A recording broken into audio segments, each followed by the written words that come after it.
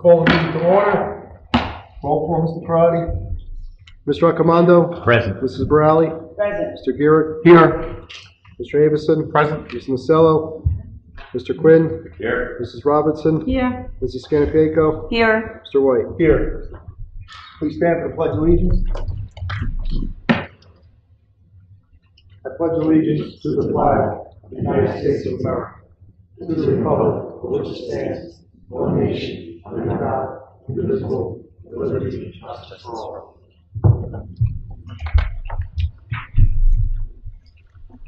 Adequate notice of this meeting has been sent to all members of the Board of Education and the Bergen Record in accordance with the provisions of the Open Public Meetings Act, Chapter 231, 1975.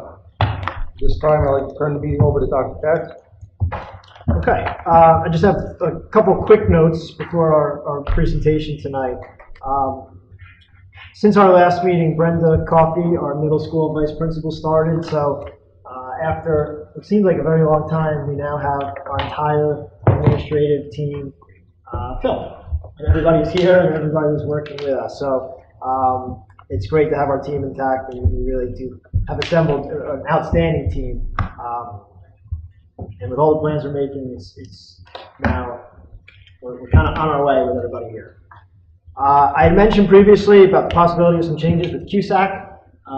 That at a couple of meetings, the state representatives have discussed that possibly we wouldn't be going through it, or some schools would, or they're making changes to 7 years. And we haven't received any notice that anything would change. However, we are receiving correspondence from the county office of all the deadlines and the forms. So it appears we'll be going through CUSAC this year, as we thought we were.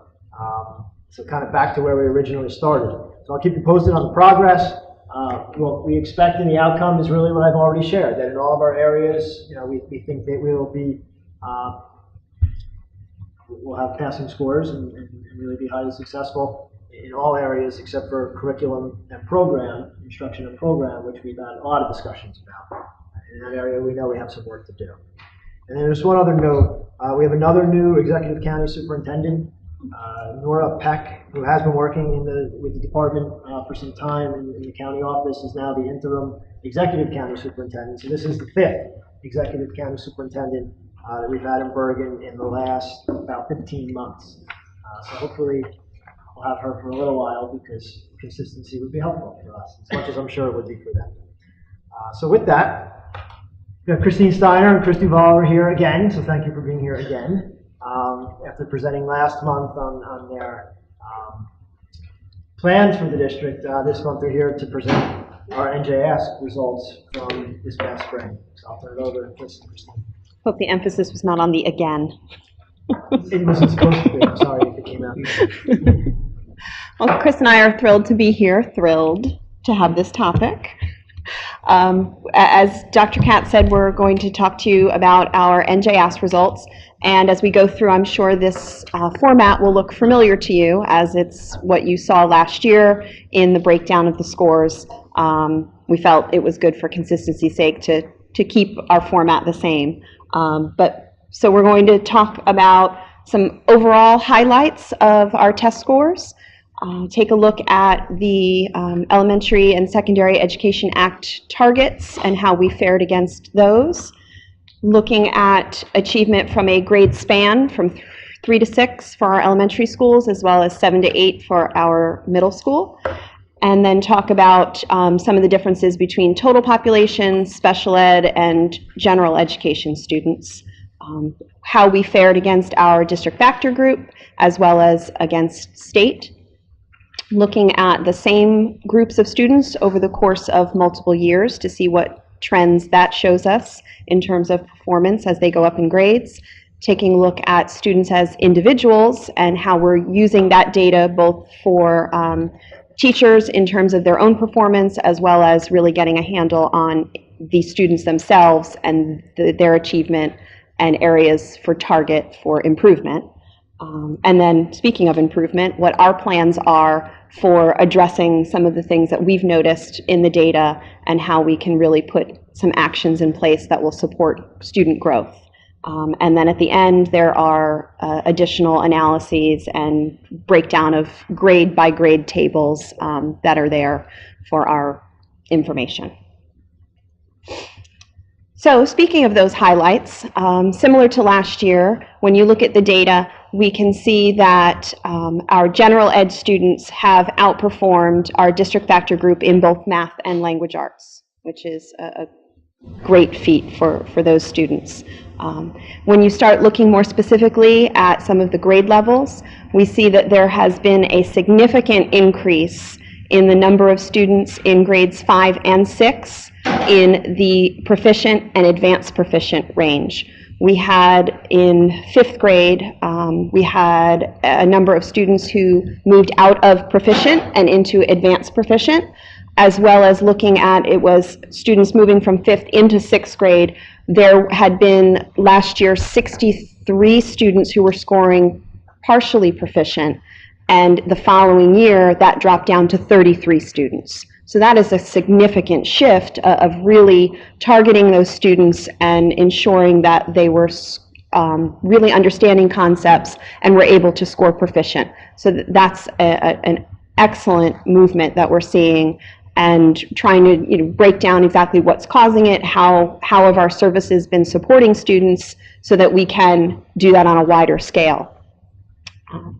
Proficiency levels in grades 3 to 6 ELA have increased, and then there was a decrease in math and 6 to 8 ELA over last year's data, and our special ed scores are below the district factor group when we look at all of that data.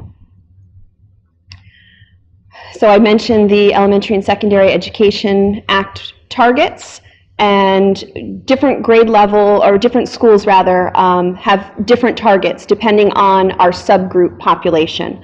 So there needs to be at least 30 students in a category that range anywhere from an ethnicity category to an economically disadvantaged to special education. So that accounts for why some schools have 8 targets and some schools had 10 targets, because they might have had a student population that was large enough to count as a subgroup, whereas another school didn't have that same number of students, and therefore it wasn't broken down in that way. But at the middle school, they have met 8 out of their 10 targets, and the ones that did not meet were both in ELA. There was a school-wide target and a student with disabilities target that were not met. At Franklin School, they met 7 out of their 8 targets, and the one that was missed was a school-wide math target. Smith School was 5 out of the 8 targets, and one of those was an ELA. It was our students with disabilities, and the other 2 were math, school-wide, and students with disabilities.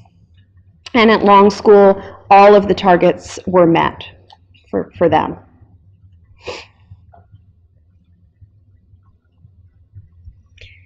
Okay, so I'm going to discuss for you the analysis for the mathematics scores. So just to give you a brief overview of the different categories in which our students were tested. In grades 3 through 5, they have the operations in algebraic thinking, the number in operations in base 10, number in operations for fractions, measurement, and data analysis, and then elementary geometry. For grades 6 through 8, the test changes just a little bit in the expectations. It's more number and numerical operations, geometry and measurement, patterns in algebra, data analysis, probability and discrete math, and problem solving.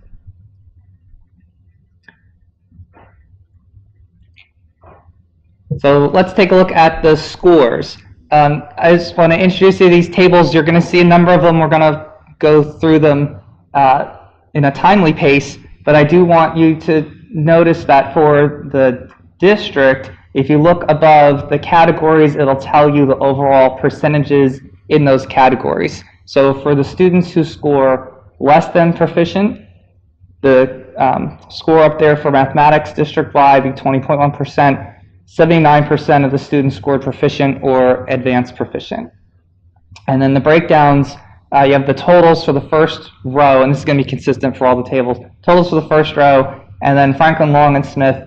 And then to compare the percentages with the rest of our district factor group, DFG. So that's just a little, just very brief rundown of these tables. So if there's anything in particular that you want to take a look at later on, you can go through and look for the correct row. So as a whole, if you notice, we did score a little better than the mean for our district factor group in all of the major categories. For partially proficient, we had fewer students scoring in partially proficient, which of course meant that more of our students were scoring in proficient or advanced proficient. So it was nice to see that trend, that overall, as a whole, as a district grades 3 through 6, that we were scoring above the mean in our district factor group. Grades 7 through 8, same thing. We scored slightly above the district factor group average for partially proficient. In other words, we had fewer students on average in that category than another school within our group, and which then likewise meant that we were faring a little better overall in the proficient and advanced proficient percentage. Now, we also put this in a nice, colorful set of bar charts for you. So I want to just describe this very briefly. The first 3 bars for blue, red, and green there are representing Franklin, Long, and Smith schools respectively, so you can see individual school breakdowns. And then the purple bar is the district average of all 3 of them together. The blue bar next to it would be our district factor group, which we are in a DE district for that. The statewide average is going to be next to it in orange, and then just to the side of that is the just proficient mean. So for grades 3 and 4 in math, if you notice, there are some small differences school to school, but as a whole, again, it's important to look at the purple column in the middle as a district as a whole versus our district factor group next to it to see that we're faring pretty well in both grades 3 and 4 math, that we're very competitive versus other schools in our district factor group. Likewise for grades 5 and 6, again, the purple is going to be the district average score, and then the DFG next to it for district factor group in blue, we're faring pretty well. There are a few nuances that you can pick out, just some slight differences. For example, number of operations and fractions for grade 5 math. As a whole, as a district, we did very well. If you notice, Franklin School in particular had a bit of a spike in that particular thing, so go Franklin. They had something going on there with numbers and operations and fractions that we need to discover and make sure is shared. So there's a number of those nuances. Again, like I said, you can go back in and take a look at the actual data. I don't want to take all night going through every single one of these. There's an awful lot of bar graphs, so I just wanted to hit the highlights on the grades for math, and then Christine will do the same for you with ELA. So for grade 7 for math, same thing. Now obviously we don't have 3 different schools worth, so it's just going to be the middle school score, which of course is naturally the district score for grade 7 and 8. The district factor group is in red next to it. The state average, which is pretty close to that, will be in green next to that, and then the just proficient mean in purple on the side.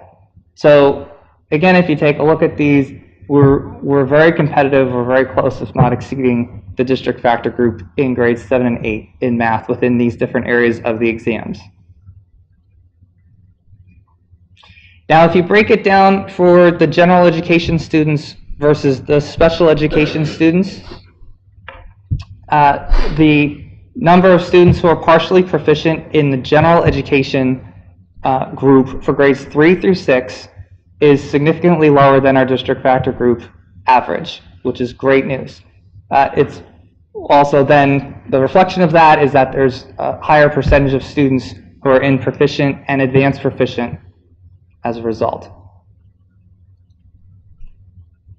And then for grades 7 and 8, again, the general education population, 16.9% partially proficient, which means you've got over 80% who are proficient or advanced proficient, and the district factor group for that 16.9% to compare is over 20%.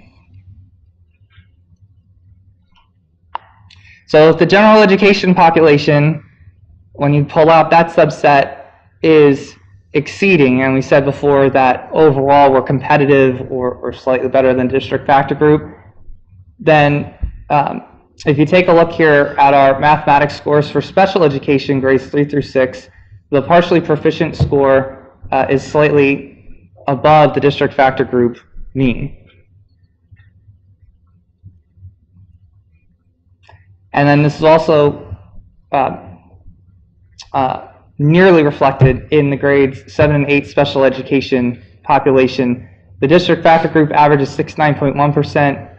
Again, you want to have a lower percentage than that mean for the number of students who are not achieving proficiency.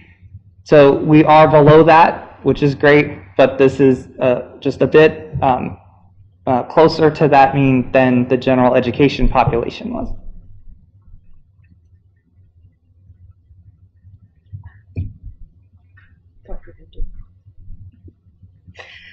So I'm going to take you through a very similar process for language arts, but obviously we're focusing on different areas.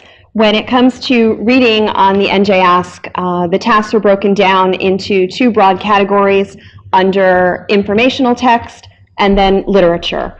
So that depends on the reading passages that students are presented with and the types of questions and writing tasks reflected then according to similar categories for the writing portion of the test. Depending on grade level, there's different tasks. Every student last year, and this changes from year to year, the categories of writing that students are exposed to.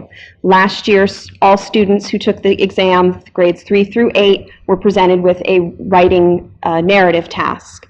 And then the one that changed was more of the nonfiction, if you will. So at grades 3 through 5 was an informational or explanatory writing task, and grades 6 through 8 was an argumentative, which replaced the persuasive writing that used to. Very similar type writing, but now it's under the argumentative task. So when we take a look at our grades 3 through 6 banded scores, again, same format as what you saw for math.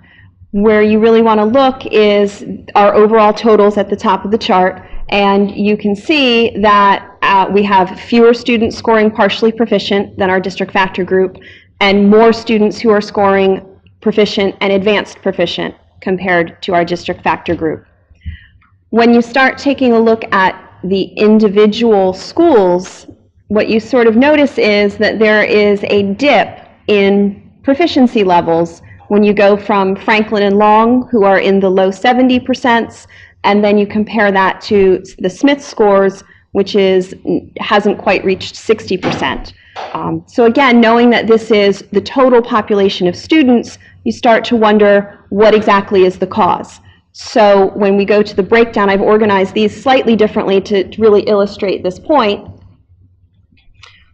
When you look at just the general education students, and you look at each individual school, the levels of attainment for students are much closer than what we saw when we're looking at the total population. They're all scoring in the high 70s to low 80% proficient. So that begs the question then, what are our special ed scores looking like? And you can see, again, the comparison is when you look at the level of proficiency, that it's the special ed population at Smith School that is affecting and causing that difference between proficiency levels. So can you go back to the previous slide for me? Looking at that total or that general ed student population, and you look at what our total level of proficiency is, it's 85% proficient compared to the district factor group that is just over 70%. So our general ed students are surpassing that of our district factor group. And go back to the next. And this is really an area that we need to begin focusing on. When you compare our level of proficient and advanced proficient students compared to the district factor group, we still are performing better than them, but you can see the impact that it's having on our total student population. So again, when you then look over at the middle school, our students, we have fewer students scoring partially proficient and more students in the proficient and advanced proficient range as compared to our district factor group, which is what we would like to see. And when we do the breakdown, you can see the overall percentage of students who are scoring proficient and advanced proficient climbs into the 90% when we're talking about just our general ed students. And when we take a look at our special education scores, this again would be an area of focus for us in that we are not outperforming our district factor group when it comes to our middle school special ed population. So I'm going to go through these fairly quickly because the takeaway truly is looking at the comparison between the overall reading scores and overall writing scores. And as we go through the next few slides, what you'll see is that our reading scores are not as strong as our writing scores. So that, to me, would be an area of focus for us, which we did start last year by training our 3rd and 4th grade teachers in the Writer's Workshop model and really giving them an intensive focus. And what you see when you look at the writing scores at these 2 grades, they're either comparable to or exceed that of our district factor group. But as we go on to the next slide, when we start getting down into 6th grade, when you look at the individual schools, they're not as high at some schools as our district factor group, or we're just below where our district factor group is. So that would be an area that we would like to really expand as we did this year. We brought our Writer's Workshop training to 2nd and 5th grade. So that will hopefully support this. And then we look again at our 7th and 8th grade scores, and we see from a perspective of writing, this would be an area for us to focus on. So we mentioned that part of what we want to do is take a look at the same group of students over the course of multiple years and see what this is telling us. So even though I was just pointing out a couple of areas that we would like to focus on, really what I'd like you to look at here is in 6th, 7th, and 8th grade. When you look at the column of the average language arts scores over the last several years, you can see that those scores, we had a dip in 2012, but then from that point on, there has been an increase of the average student score. So that tells us that the work that we're doing and the focus we're having on language arts is beginning to translate into our student scores.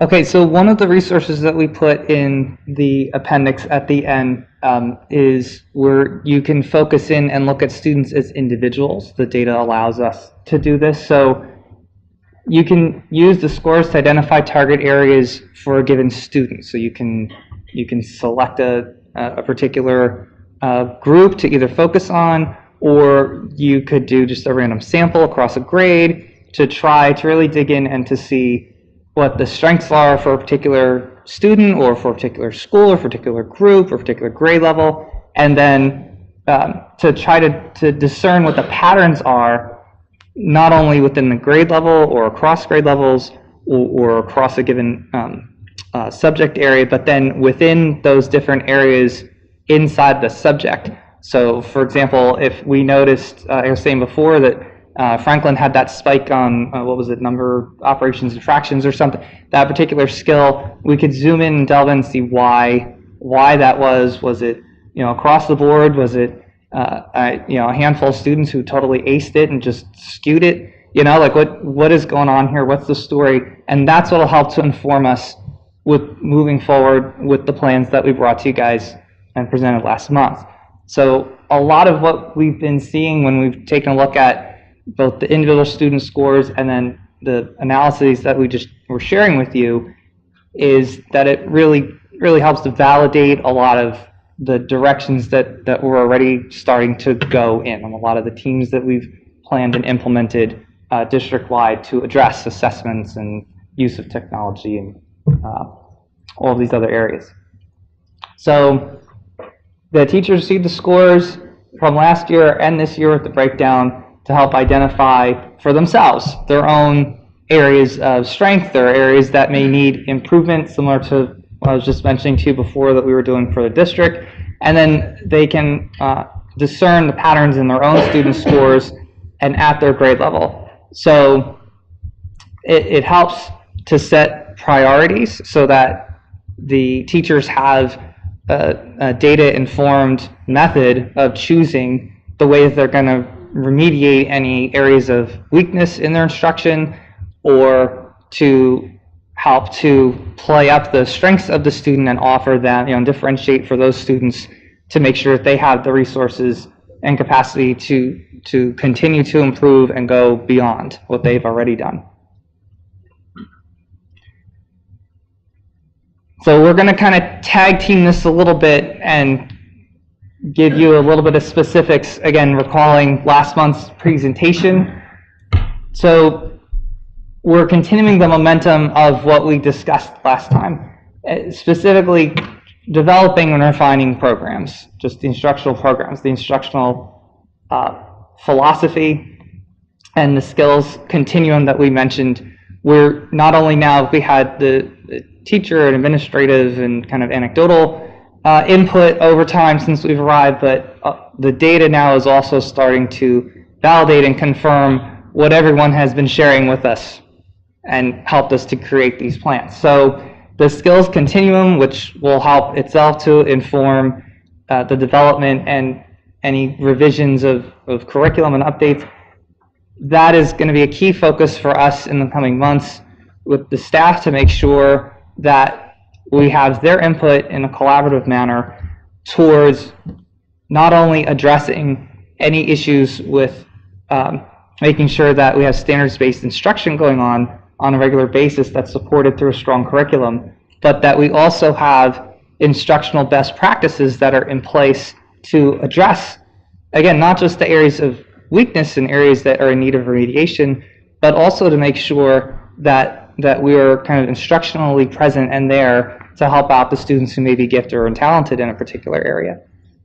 So that's why it's the word continuum, because we want to make sure, just from the title itself, that the understanding is that there is not a single gateway or bar to jump over for a given population of students. We understand and respect that students are individuals, but we also understand that there are expectations through the standardized testing, through the standards themselves that they're based on, that we do need to make sure that students are progressing. So that's why we have that title itself, and it's grounded back into the instructional philosophy of standards-based practice and data-informed instruction. All right, want to jump in on assessment tools? So NJASC gives us one source of information, and just by the way the test is structured and the scoring of it is actually very difficult. As much as I had a slide on comparisons from year to year, it makes it very difficult to have quality information that you can act upon as a sole source of information. So last year, an assessment committee or team was assembled to begin the work of really identifying what tools will help us gather the best information on our students. So that work is continuing this year. We've broken down into sort of subgroups, and we're starting out from, selfishly, a literacy perspective, and are going to start creating a literacy assessment portfolio that will include a wide range of assessment tools to give a full profile on a student's abilities in the area of language arts that are appropriate for the grade level, that continue from grade to grade. So when we gather this information, we're able to say, here's where the student left off in first grade. Mrs. Second grade teacher, please pick up and expand that student's knowledge and repertoire. And so when we have conversations between teachers at the same grade level, between teachers of different grade levels, we're talking about the same data, even in grades that don't use the NJASC, so that there's more consistency, that we can have targeted conversations about what our expectations are. So just being able to do that is going to assist in the conversation of how do we best support our students, which leads into our next bullet about instructional support. Once you have that information and you're able to identify a student who perhaps is having an area of difficulty, we need to have the support systems in place to provide some targeted instruction, remediation, to help them fill those areas of difficulty. And so we began the year taking this model of a portfolio assessment and put it into place for our instructional support programs. And our basic skills teachers and our reading specialists went through this screening process to identify who our students were going to be, who would receive these services, and we restructured the way that they provide services. So it's no longer sort of a one size, there's two grade level or two classrooms at a grade level, and so you both get the same amount of time for me. teachers were creating schedules completely based on the student needs. So if, child A displayed these needs and child B had different needs, structuring time so that they were both getting targeted instruction to remediate those areas in a frequency that was best for that particular child, as opposed to just a one-size-fits-all model. And as you know, we transitioned to full-day kindergarten this year. And while kindergarten may seem a long way away from third grade NJ Ask, it actually is the beginning of everything that we do here. So really looking at the program that's in place and the type of instruction that's going on that can then carry into the early elementary years is an important start. And so we've really focused a lot of attention with those teachers on exactly what type of instruction is taking place, how is the classroom organized, so that it really sets the tone for all of the learning that's to come following that. So with all of that, we also want to promote, not just with these groups we just mentioned, but also district-wide, increased professional collaboration. Because the more time and the more resources we can give to the staff to collaborate amongst each other and then in conjunction with us to move the instructional programs forward, the better. And that's been very prevalent in the feedback, both formal and informal, from the staff, is that they desire that time and the resources that we can give them. So one of the ways that we're going to be increasing the professional collaboration that came up through the technology team, so we can weave even that team into this, is the ability to use Google Apps and have the proper training for that. So through Google Apps, what we can do is we can have shared documents and shared folders to the extent where the teachers do not necessarily have to physically be in the same building or the same room. If they have different prep times, which is another thing, we may not be able to get common prep time magically for every teacher at once for a given group that we want to have meet. It is then possible for the teachers to share and to collaborate, and for us to be sharing resources with them, and for them to be giving us feedback on things. So if we introduce something, say with the full day kindergarten teachers, we introduce something with the kindergarten teachers, we have the capacity then through, say, a Google Doc for them to provide us with feedback on their own time. We say to them, look, we provide you with this given resource. Can you let us know over the next week or so, how it's going with it? If you had a chance to implement it, if so, what's your initial feedback on it? Yay, nay, maybe. And then they can provide that for us. We don't all necessarily have to meet 3 times in that week to do it. It's much more efficient and cost-effective then to be able to provide that. And it's more effective for them overall to increase the sharing, the giving and taking, the trading that goes on among teachers on a daily basis to help encourage more and more of that.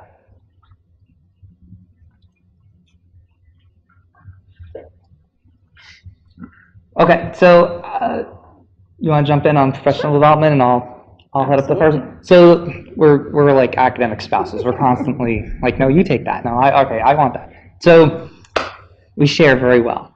So focus on special education. I think definitely the data is speaking to us that we need to continue the alignment of resources and to focus on best practices. That what we see is working or has worked out there and is research-based in terms of a given method for a particular need or a particular type of situation, that is spread, and that we provide the professional development resources necessary for the staff to implement it successfully with our students. Which leads us into professional development itself. So a lot of the things that we've been talking about all require a common understanding, consistent implementation, and so this is where all of the professional development comes in. So we've spent all of this time talking about NJ Ask, only to share with you that next year we'll be taking the park.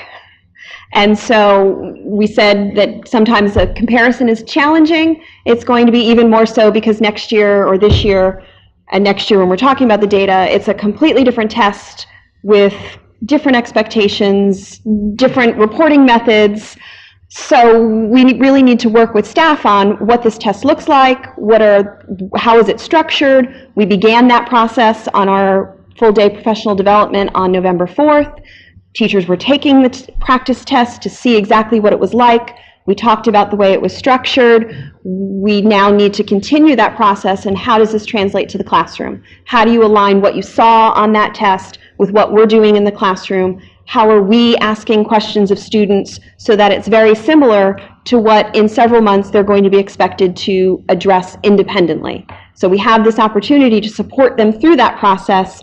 We need to take advantage of that. So with that comes collaboration and discussion about what are the standards asking of students, how is it being phrased on the test, and what do we do in the classroom to better prepare our students. I was mentioning assessment earlier, so that's great. We'll create a portfolio and we'll assess students, but we all need to understand what those tools are and how they work and how to interpret them, and then how to take that data and translate it into classroom practice. So that's going to be a process for us as well to really ensure that those conversations I was mentioning and that dialogue that's happening is as effective as it can be, because we all truly understand the tools that are being used.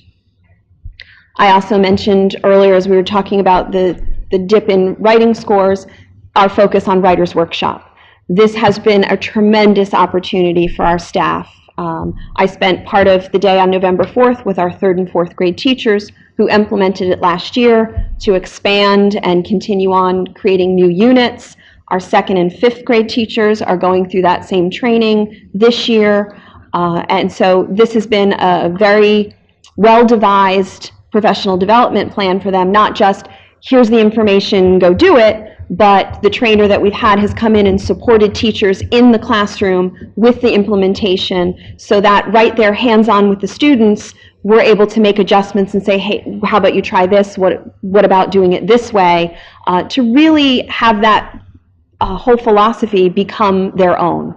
And that's truly the best way for teachers to learn, is to have it be in their own classrooms with a support system right there on the spot. When we were here last month, we talked a little bit about balanced literacy being our guiding philosophy for language arts.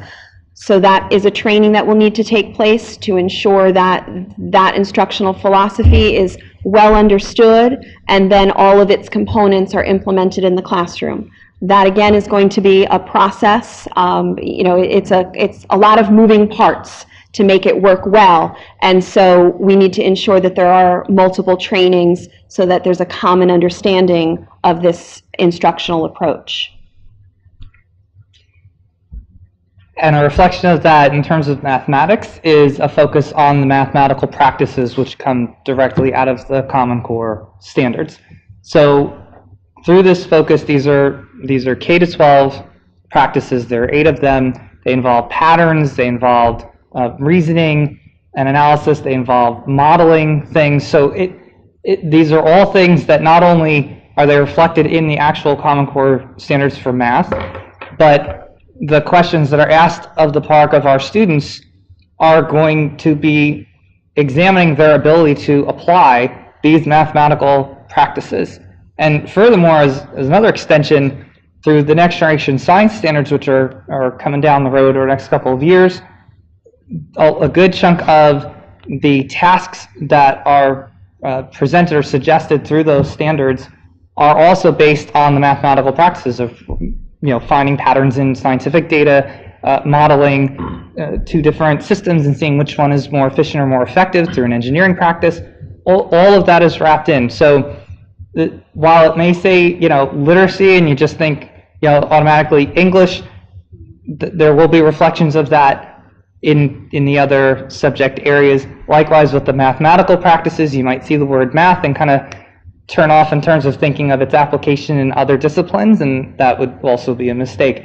These are very easily implemented and need to be implemented in an interdisciplinary fashion district-wide. And that's where we're looking as some next steps in terms of professional development for the staff, is to make sure that we provide the resources and the time for the staff to focus in these 2 areas to begin the implementation of the Common Core to the point where, you know, we have specific questions that are asked of the students, like Christine was saying, on a level with what they would see on the PARCC exam on a regular basis. So there's a lot of moving parts, as she said, in terms of the technology and giving the students the type of practice situations that we just did with the staff last week with the Chromebooks, and doing more of that with the students and working on the keyboarding skills and that aspect of it, especially for the lower grades. But then beyond that, now it's talking about, you know, what things can we implement in terms of professional development for the staff district-wide that will help to support everything else that we've been discussing, and at the same time focus on the scores and making sure that any areas of need or improvement are also addressed through this. And then the last one there on collaborative teaching, same thing, that we make sure that any collaborative teaching environment is what it's advertised to be, and that any of the special education teachers who are involved in classrooms where you're going to be seeing evidence of the writer's workshop or balanced literacy or mathematical practices or anything else that we do in terms of professional development, that they too are included in those professional development opportunities, so that they too can share in the planning and implementation of what is going on in their classrooms that they share with the general education teachers.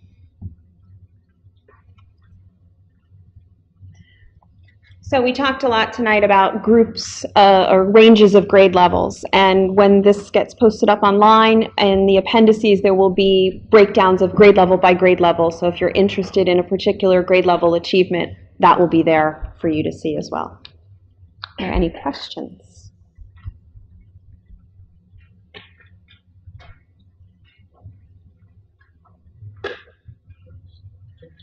No questions? Good. That means we explained it well.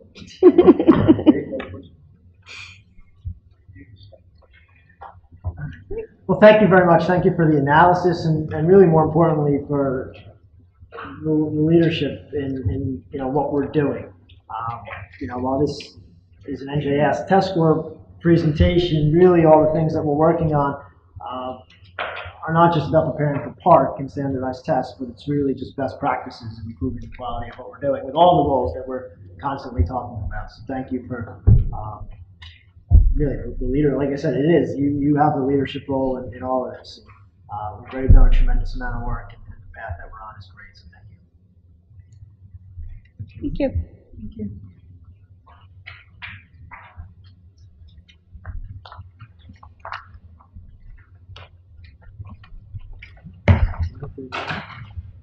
Okay, so continuing through the agenda. Student services items 1 through 5 are all either medically driven or IEP driven. If there's any questions on those. Number 5, you'll notice the dates are from last school year, but that's on here now because we just received the invoice. Okay.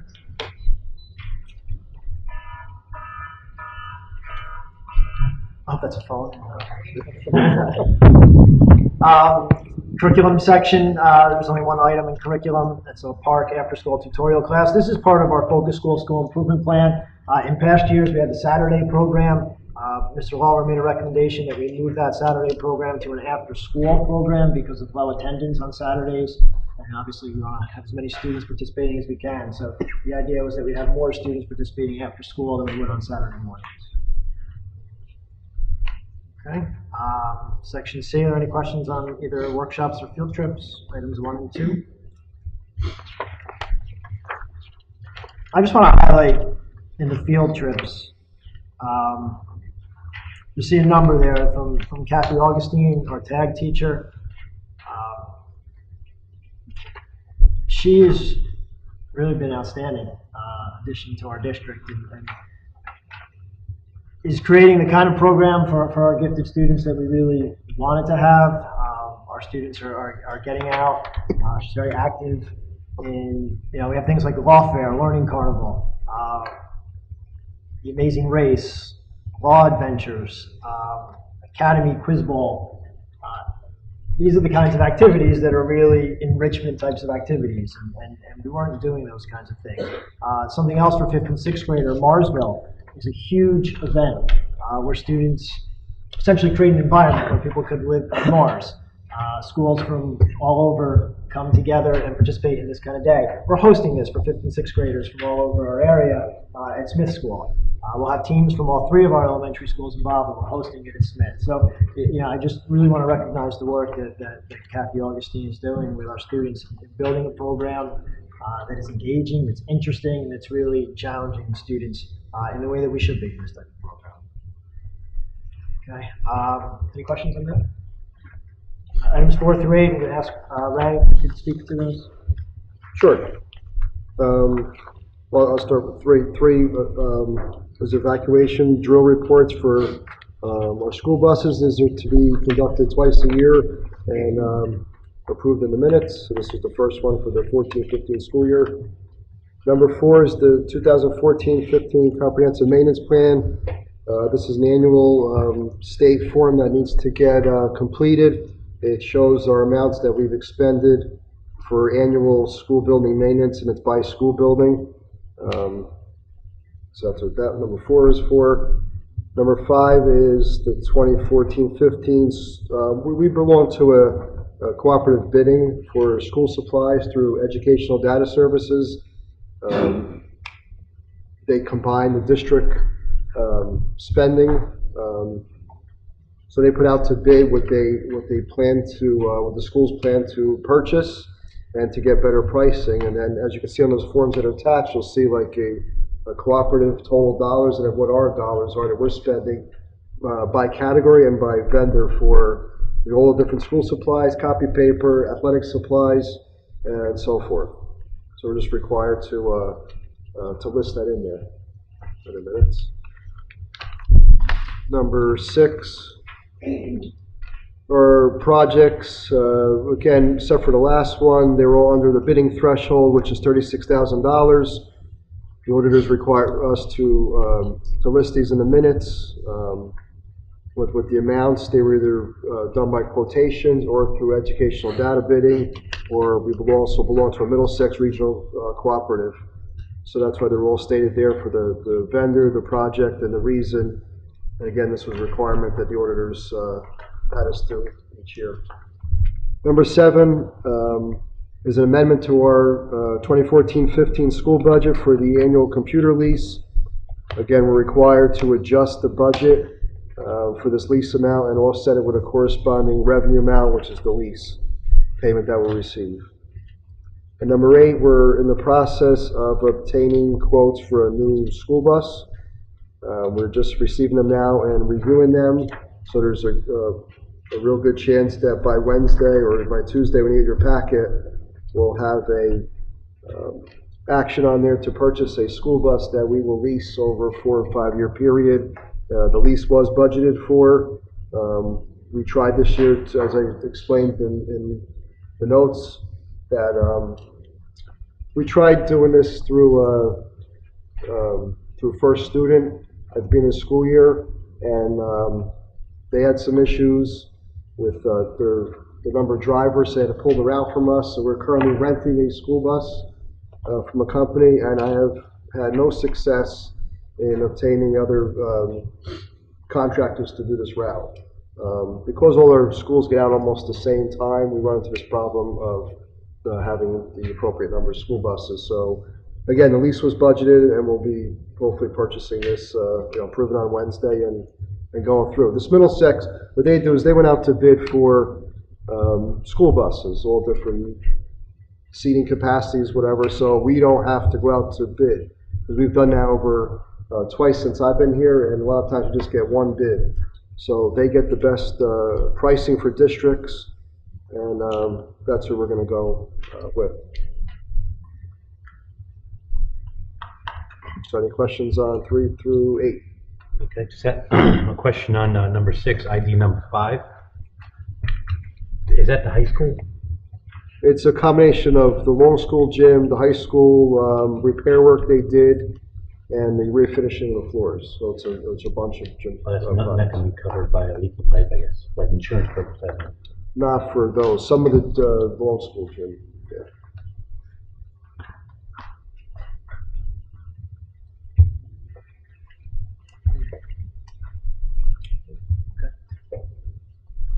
Policy, any questions on the policies? I can go through just to highlight a couple.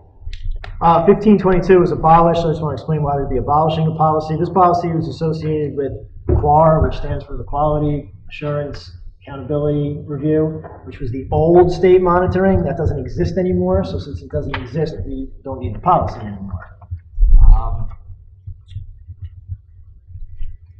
Dyslexia is a new policy, 5339. There was a state law that was passed that all teachers in grades K through 2 require 2 hours of training annually in identifying dyslexia in students and screening for dyslexia. So we obviously need to pass a policy that's in compliance with that law.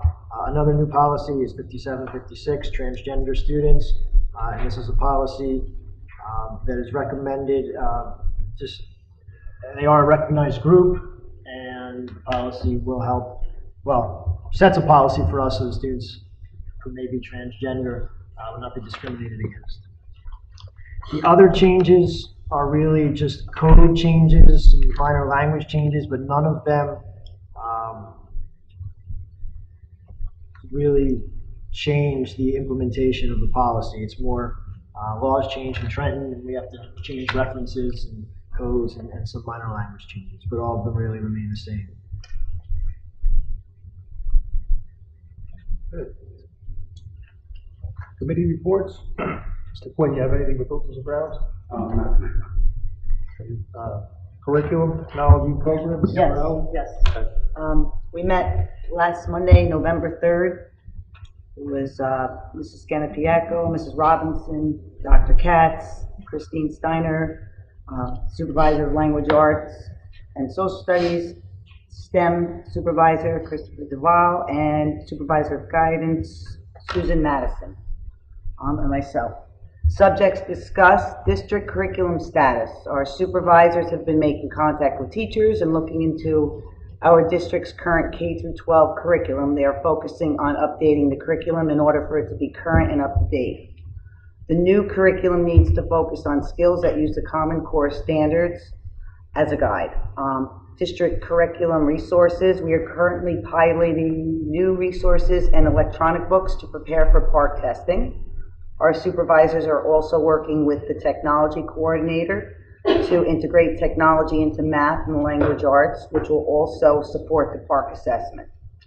District strategic plan for curriculum development. We are building teams in regards to technology assessment and instructional support. High school graduation requirements. We are aligning our curriculum for our students to take a course in financial literacy that is required by the state of New Jersey. This has been a requirement for several years. In this year's senior class, we have 18 students who did not fulfill the requirement previously and who will be needing it through alternate methods. We are also requiring our students to have a total of 3 years of math, with Algebra 1 in the first year, Geometry in the second, and Algebra 2 in the third year, which is also a state graduation requirement. Middle school, high school schedules. Our leadership team is creating a plan for the following school year to possibly use a rotating schedule that rotates classes in the mornings and the afternoons. The schedule also needs to accommodate students going to a half-day vocational tech program, internships, and jobs. High school class electives.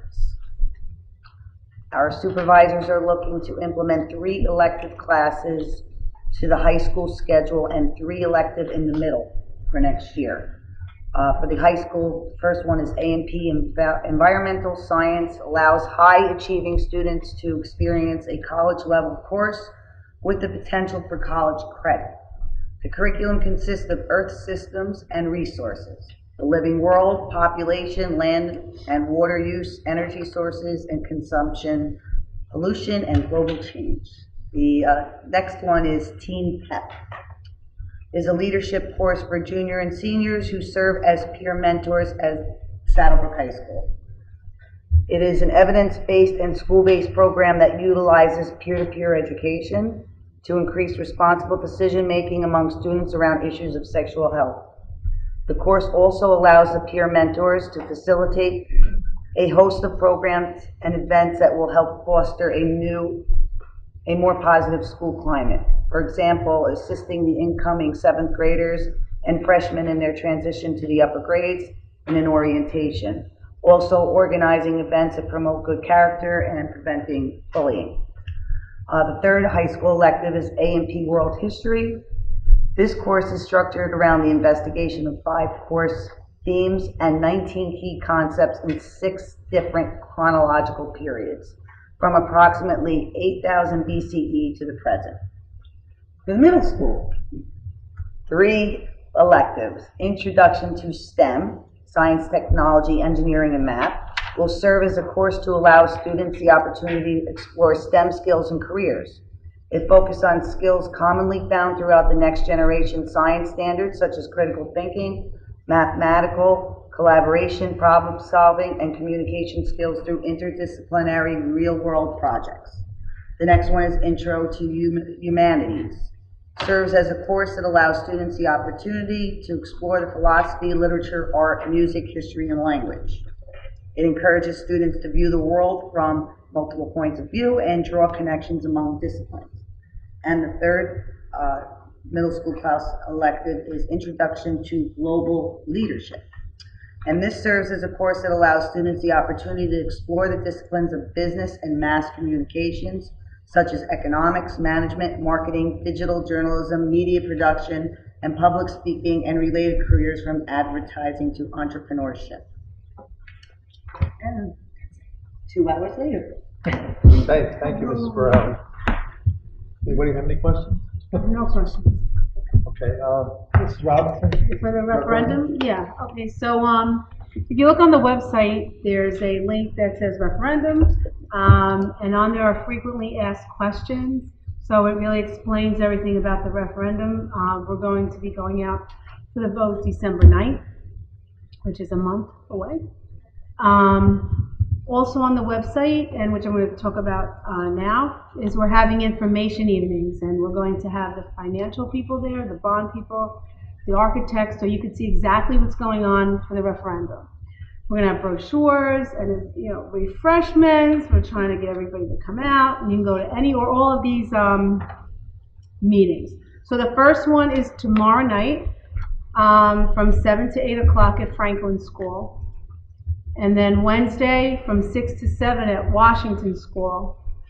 Next Monday, the 17th, from 8 to 9 at Long School. Wednesday, November 19th, 7:30 to 8:30 at Smith School. And then I think, okay, then on the 20th, Thursday, November 20th, here in the high school from 7 to 8. So come, encourage people to come to get the information so they know exactly what's going on and what's actually going to be in the referendum. You know, we're dealing with a lot of safety issues and security issues in this referendum, and projects that we really need to get done. And we also can get 40% of it covered by the state at this time, which may not be there if we cannot pass it. So, I mean, if we don't pass it, that's what would happen. So that's information, so you can get information on everything that's going to be going on, pictures, and please encourage everyone to come in. Thank you, Mrs. Robinson. No more committee reports? Old business? Okay, so we get an update on our district goals. I guess they're in no particular order. Our guidance goal, it has a couple of parts. One of them is to implement character education programs in our elementary school. On Wednesday night, at Wednesday night's board meeting, we'll have our Long School students and new principal here. So I'm going to actually wait for Mr. Marcassani. He's going to discuss what they're doing at Long School in that regard. But they have an excellent program that just started up.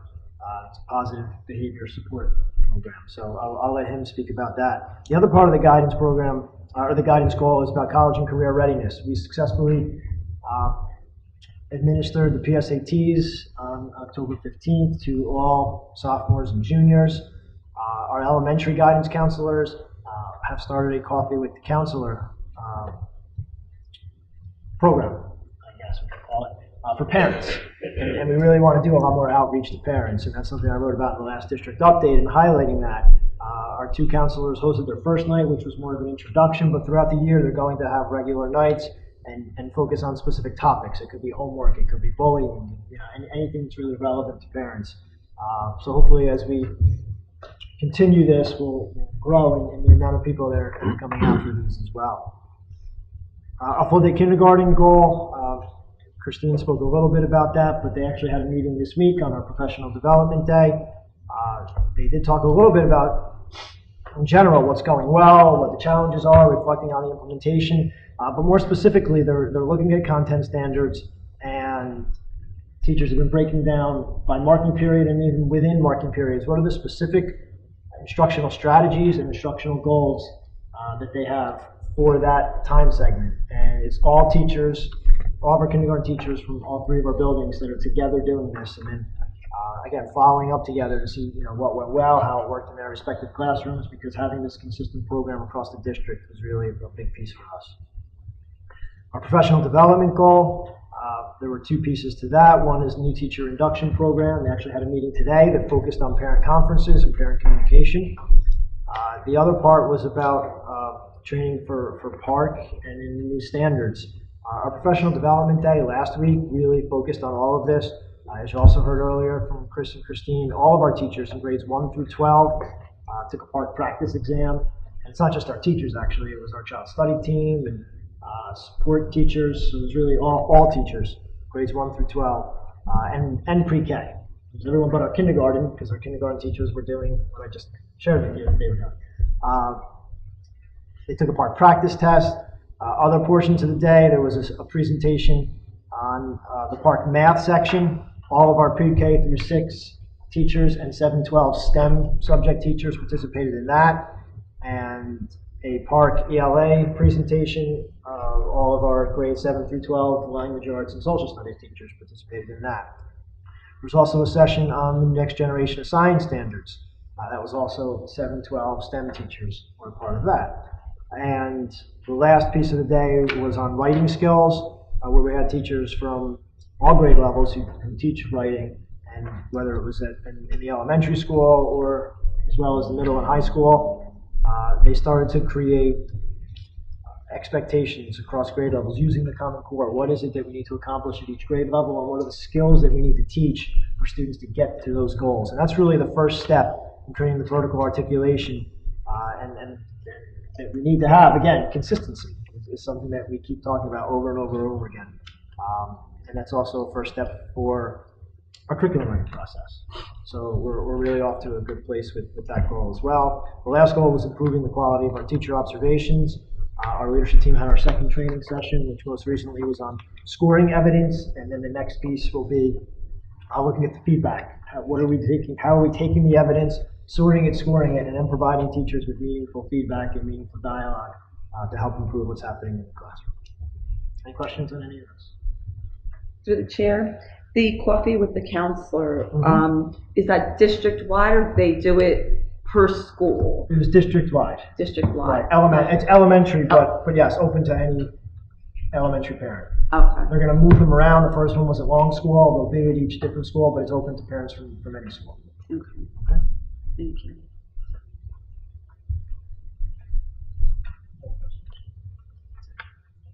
Any other old business?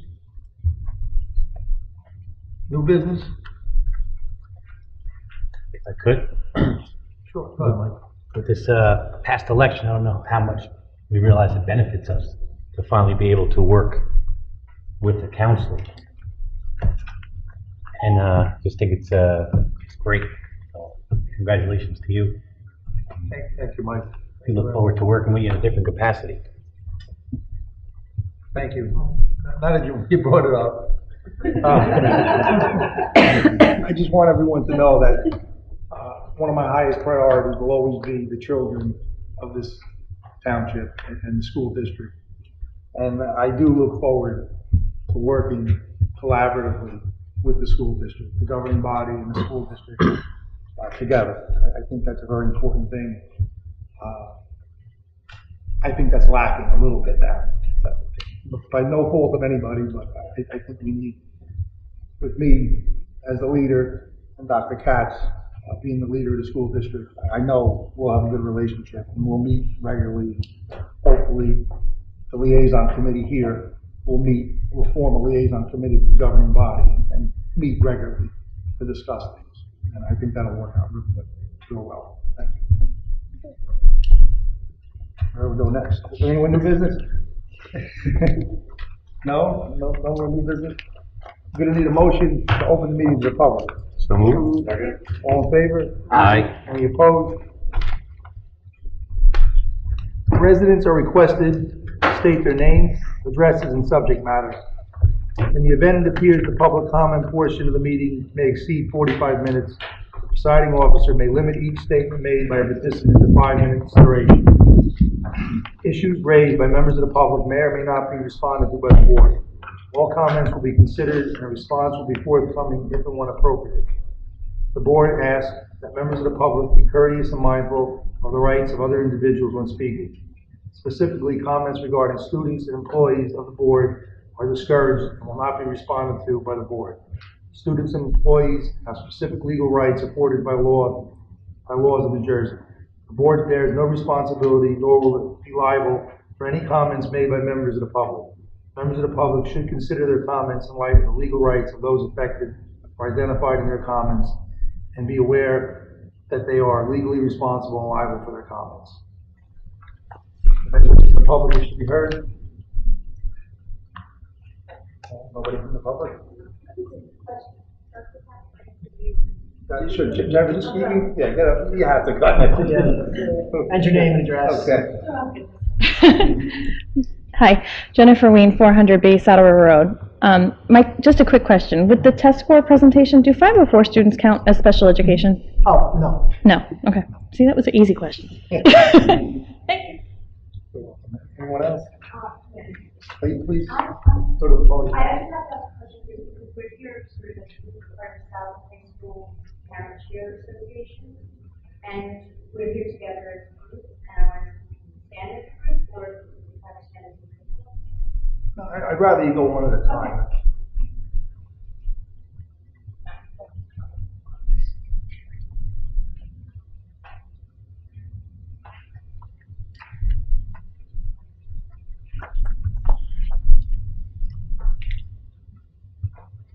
Hello, my name is Mary Margaret Ochinsky.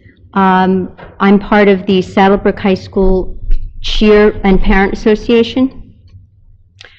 And we're kind of here on last resort. I mean, things happen quickly. We put together, we do fundraising for nationals for our cheerleaders on the team.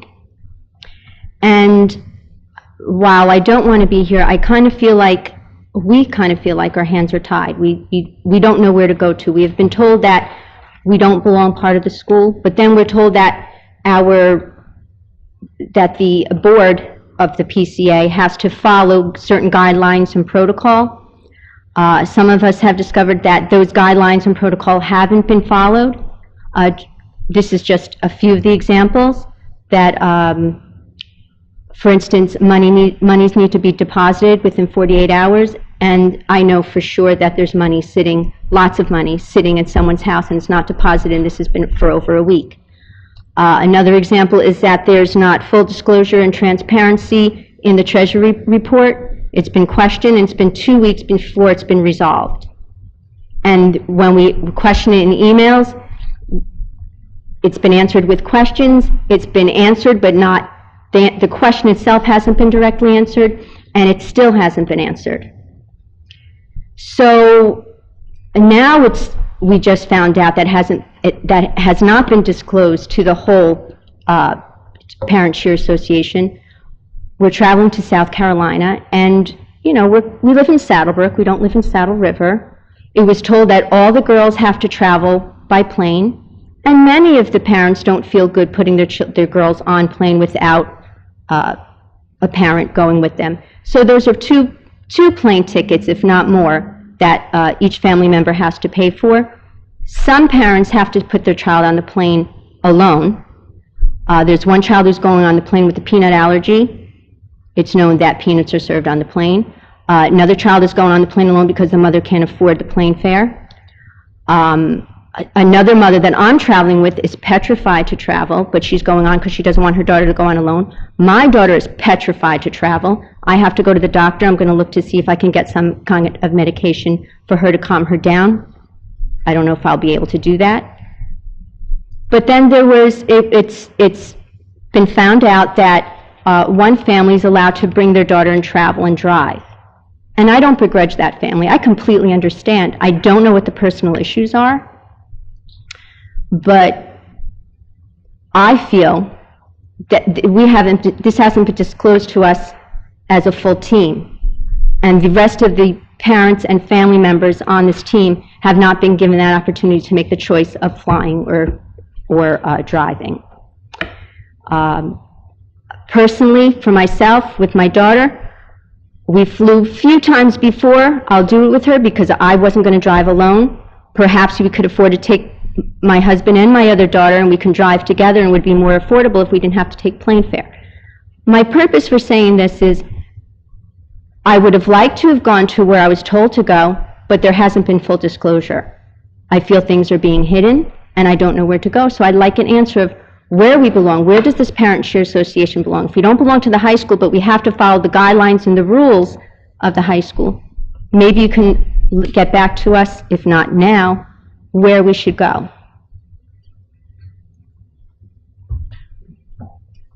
I'm not sure what you're asking as far as where you should go. I mean, the board. When we have concerns and complaints and they're not being addressed, and when things are being hidden from us and it's not full disclosure, I don't feel that it's an honest board. Who's hiding what from you? Is it the board? Information. I believe it's the board. The board of what? Education? Of the Parent-Share Association. Then the high school principal and the athletic director to discuss those concerns. Well, I want to know why they didn't tell the board to disclose it to everyone, that this one family had the opportunity to drive and nobody else had that opportunity. Individual student situation. Well, so that's why I'm asking why it's okay for some family members but not others. When there's other family members, you know, when I was bringing up concerns about financial things going on, you know, I was told, well, only you and somebody else are complaining about it. I said, well, we may be the only one who's coming forward with it, but we're not the only ones who are concerned about it and complaining about it. So when I called around and spoke with other parents and I'm able to get them together, I just want to know where we can go from here. Where, you know what I mean? If this board is not doing something that we feel is ethical, where can we go from here? I don't know where to go. Right, so I would suggest you talk to Chris Ianello, the athletic supervisor, or John Lawler, the high school principal. Okay, and what if that's not being followed through with? Then where do we go from there? Speak to me.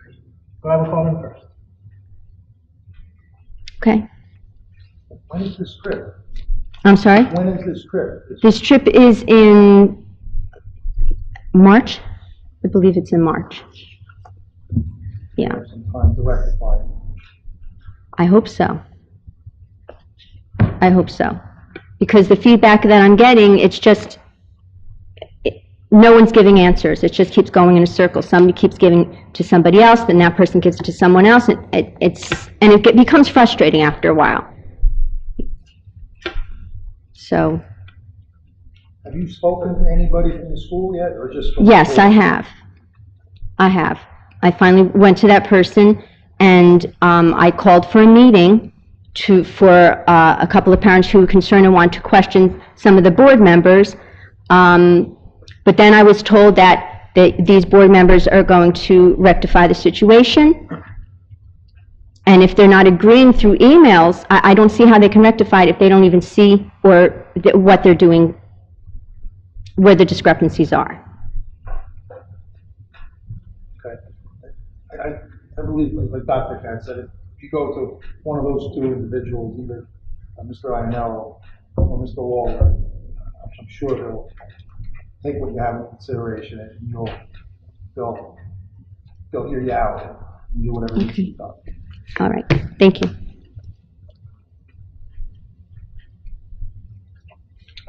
Good evening, everyone. My name is Darren Crowder. I live at 303 John Knox Drive, Saddlebrook. I'm here to reinforce what the previous speaker said about the Saddlebrook High School cheerleaders. I'm one of those parents that I really can't afford to have my child go on a plane. I have the same commitment with my older daughter. I've already committed to going to the softball spring training in March, which is the exact same weekend as the cheerleading tournament. So I'd already committed to that.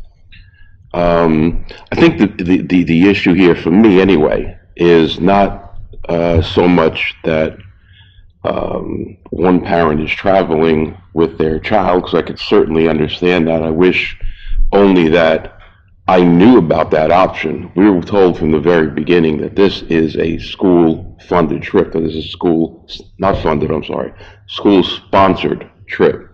And just like softball that my oldest daughter is on for the last 4 years, the girls always, it was made very clear, all the girls had to stay together. They all had to travel together. They had to leave the school together. They were all accounted for in the airport, at the hotels, coming back, the whole thing. And I was also under the impression that since this is a school-sponsored trip, that it would be the same exact way. Again, I don't begrudge the other family for whatever reasons. I'm assuming perhaps it's financial, perhaps it's just fear out of traveling on the plane. Whatever it is, I'm sure it's very valid. My issue is that that option was never afforded to me. And I'd like to know why. Because, honestly, I've been out of work for 6 months.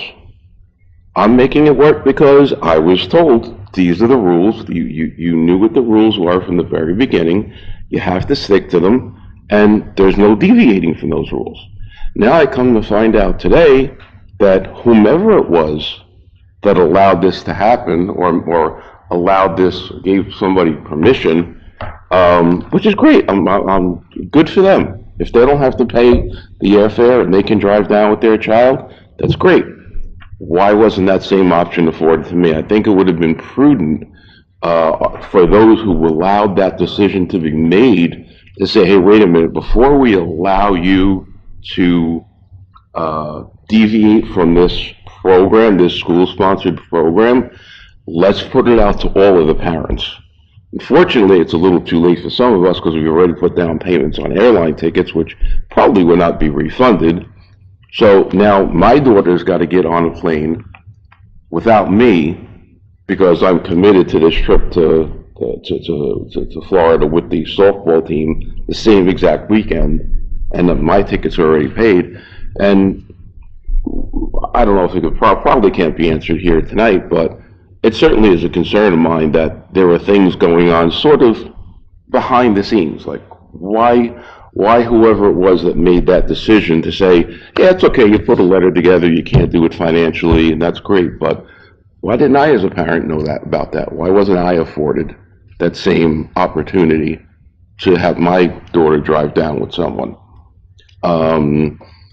I did address this with Mr. Iannello, and he basically told me that whoever the other parents were put a letter together, and I don't know who was part of that decision. It's irrelevant to me. I just want to know why I wasn't afforded the same opportunity. Why wasn't I told from the very beginning? It was written in stone. The girls go together. It's a school-sponsored trip. The school is responsible for those children. Why wasn't I afforded the same responsibility? And who's responsible for that child? We're not talking about a class teacher plus trip over to New Zealand. So, Get back up. so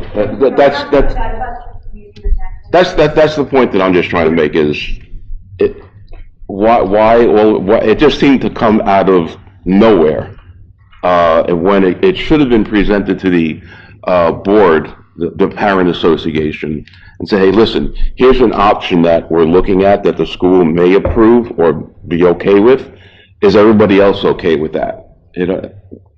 And again, whether or not you can answer it here tonight or not, but just like Mary had said, it just seems like you go to Mr. Ianello, you go to the coaches, and it's just, you don't get a direct answer. So, I was told to send more emails. I said I couldn't be more thorough in my So, emails. I'm tracking money on the emails. Generally, Mhm. and not just employee. Yeah, Okay. that's what I was trying to do. okay, I'm sorry. One at a time, okay? I'm sorry. I'm sorry, but that's I would have liked to have had that option, but from the very beginning, it just wasn't there for me, so thank you very much, appreciate your time. Mr. Conner, I don't have an answer for you tonight, from what you're saying. Okay, that's fine, thank you. Hi, Kimberly Matera, 236 South Street, and I'm also here with the same situation. My daughter has a peanut allergy, and I have to put her on a plane. I can't afford to financially go because I've been out of work for a year, and I'm traveling with my husband and my 3 other children driving, and I'll already be out of state by the time she's boarding the plane. And I'm happy that the other person's driving because I understand why, but I do want to know why that was never listed as an option to anybody else, that, you could, if there's some situation that you can't get, they didn't make that public. Not that they needed to make the public the other person's situation, but just like, this is an option, you do not have to travel together. And so that's why I'm here, to find out why that wasn't given. And I've already given a deposit for my daughter, and I just found this out, so I will send an email or so to see if my situation could get approved, because I can't get on a plane with my daughter, and I don't feel she should travel with a peanut allergy without a parent, and I'm going to be in a car driving with my family, and I don't think that's right. So that's why I'm here. Tell me your name again, I'm sorry. Oh, Kimberly Matera. Okay.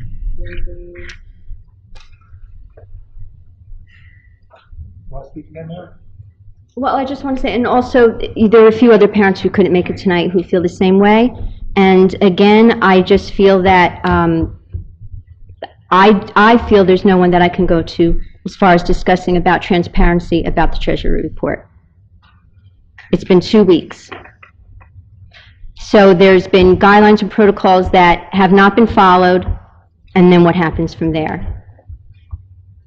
And you know what? I mean, we're all busy as parents. I don't have time to fool around nickel and diming people. I don't have time for that. Not having my emails answered a week later, then asking, do you remember I sent you an email? And then saying, I'll get back to you, not telling me when they'll get back to me. Agreeing with me, but then not giving me the correct statement. My balance, I had one balance, $33 and change. Then it was adjusted to $76 and change. Then it was adjusted to $88 and change. And it should be adjusted to $98 and change. Why all this? And actually it should be adjusted to more, because I found, and a couple other parents found, more discrepancies within the Treasury report. So to me, that's a red flag. When I tell somebody that there should be something in my balance, and they agree with me, but because it was asked as a deposit, the remaining money will be spent the remaining money will be deducted from my statement regardless of where it's spent. That's another red flag. That doesn't even make sense. Go say that go have your accountant tell you that. Have your banker tell you that. Have your bank say, we're going to take this mortgage money out of you. We're not going to include it in your statement because your mortgage comes anyway and it's going to be taking it out of your statement anyway. That doesn't even make sense. This is money that we fundraise. I've never had a question before. This is my 3rd year. I've never had this kind of problem before.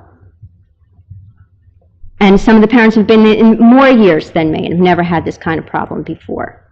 And I don't feel comfortable, to be quite honest, coming with this kind of complaint, because I don't want it to have to affect my daughter in any way.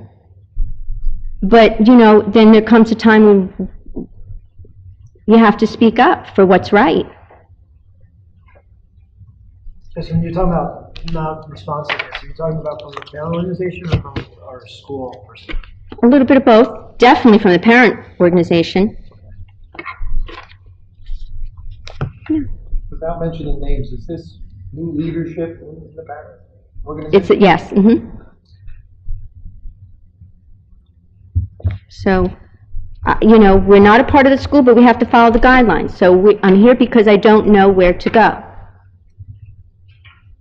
And then I was saying, well, I'm going to pull out from the PCA, but why should I?